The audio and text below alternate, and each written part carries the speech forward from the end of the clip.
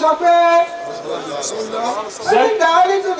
dàkálítù lè jannata fasami'tu harakatan amami. Táwa ti kúlẹ̀ eléyìí a máa gọlé Ọlọ́run ó sì jẹ́ ká bálé láyọ̀. Gbogbo èrò wa wọ́n dé ní pípé. Àmì sì ni ó. Dìmọ́wọ́ o, ń tàn gbọ́ ni ó dìmọ́wọ́ o. Wọ́n gbọ́ sọ̀rọ̀ ṣe gbọ́ ṣàwó. Bá a ṣe là lọ́lọ́run sọ fún wa sì ti ń súnmọ́ ìyàmọ̀ báyìí. Àbíbi wa sọ pé. دخلت الجنة فسمعت حركة أمامي. Ọlọ́run wà àlùjánnà, ọba rẹ̀ mú wà àlùjánnà. Ọlọ́run bá gbọ́ nǹkan tí ń ṣe pẹ́kẹ́ níwájú. فنظرت فإذا بلال. Káwa ní ìlọ yìí, wọ́n nígbà tó wọ́n rí lọ́ba di bìlà. Bìlà tó jìyà tí ò ní nǹkan ká. Ó ní lọ́wájú ànábì láti lọ. Ìṣó. ونظرت في أعلاها. Ọlọ́run wá gbójú òkè, àlùjánnà ń wọ òkè báyìí. فإذا فقراء أمتي وأولادهم. Ọlọ́run tí wọ́n ń gbáyún lókè àlùjánnà làwọn tálíkà tí wọ́n fọ̀rọ̀ mọ́ lọ́wọ́. Sọ gbọ́ kọ́ yọ́nú sí lọ́la ń ṣe fún ọ kó lè gbádùn. Má jẹ́ tálíkà alágídí o. Àwọn tálíkà àwọn ni wọ́n wà lókè àlùjánnà. Ànábì ti sọ. Ó ní alifukarahu yadkhuluna al-jannata qabla al-aghniyahi bí amúsùnmí àti àmì. Olówó tí ó bá rúlà tí ó wà àlùjánnà. 105 ọdún táwọn tálíkà bá ti wà àlùjánnà. Tí wọ́n fọ̀rọ̀ mọ́ lọ, wọ́n tó ti olówó lọ́pọ̀ pa. Ọ̀nà mi lọ. Àwọn tálíkà sọ gbọ́ kó lè dúpẹ́ ìwúra tèmi. Bọ́yọ́ ló ń bá ṣe ọ̀rọ̀ fún ọjọ́ báyìí lọ, bọ́yọ́ kọjá àlà kó dúpẹ́ o. Má wọ aago aláàgọ́ ṣiṣẹ́ o, ọwọ́ rẹ̀ ló wo. ونظرت في أسفلها. Ànábì náà tún wá wọ ìsàlẹ̀ àlùjánnà.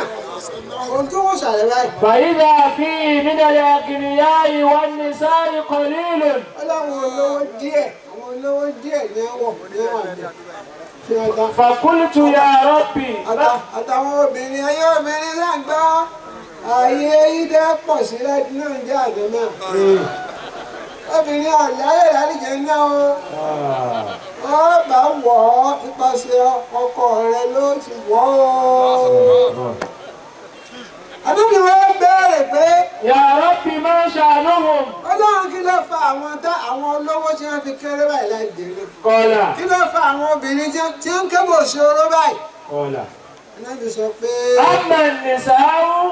Àwọn obìnrin tí wọ́n. فضر بهن الأحمران.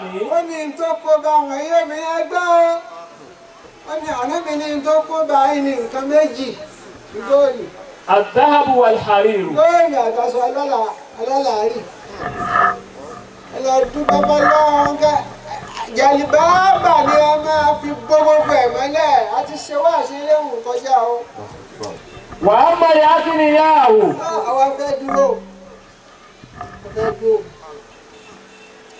Ànábì wá béèrè pé kí ló dé táwọn ọlọ́rọ̀ àwọn olówó fi kéré tó báyìí l'àlùjánnà. فاشتغلوا بطول الحساب.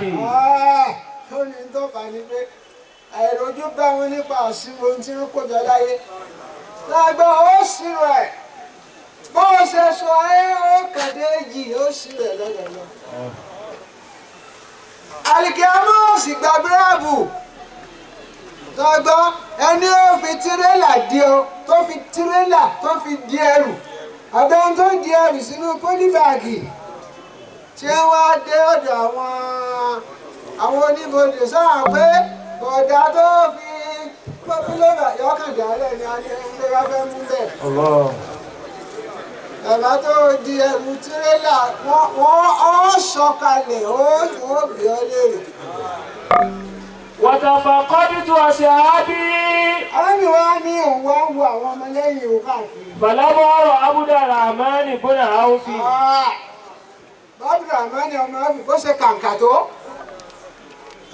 ẹgbẹ́ gbogbo owó rẹ̀ ó sọ fẹ́mi mi pé kọ́ bẹ lọ́hùn kówó wọn parẹ́ ànábì ní rárá ó ní ẹ̀rù ń gbà òun ni ànábì ní rárá máa bẹ lọ́hùn kọ́ ọmọ ìlú lónìí. Síbẹ̀ ànábì wo àwọn ọmọ lẹ́yìn lálùjẹ́ náà kò rí Abdulrahman ọmọ Áfì. ثم جاءني بعد ذلك وهو يبكي. arábìnrin nígbà tó ṣe díẹ̀ ló ń bá ẹnìkan tí ń mì bọ̀ pẹkẹpẹkẹ lọ́ọ̀kan tí ń sunkún. فقلت ما خلفك عني. ọbẹ̀ ní Abdulrahman ọmọ Áfì arábìnrin kí ló dé tó fi pẹ́ tó bá wọn. قال يا رسول الله ó ní ìránṣẹ́ Ọlọ́run. والله ما وصلت إليك حتى لقيت المشيبات. ó yọ kù díẹ̀ ọlọ́run lọ́kadà àpò wọn ò fojú kàn. ó ní nǹkan gbọ́wọ́ orí tán o. وظننت أني لا أراك. wọ́n ń ṣe bẹ́ẹ̀ wọ́n àrí ọmọ ni o. فقلت ولم. arábìnrin kí ló dé. قال كنت أحاسب بمالي. ó lówó òun lòun ṣírò gbogbo ẹ̀yin tó lówó ń báńkì ẹ̀ ṣírò rẹ̀ o.